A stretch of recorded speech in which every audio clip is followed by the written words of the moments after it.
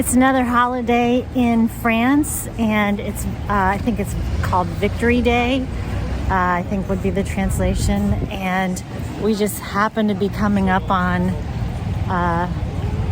something. Here, I'll show it to you.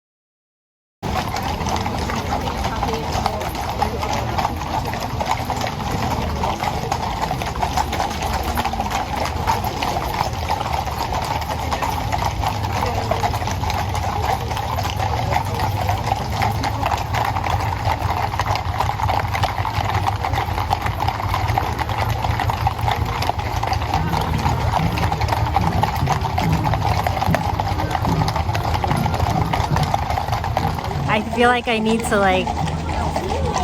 kind of Google and find out what it is, because I have no idea what it is, but it's obviously related to the holiday today, so I'll have a follow-up.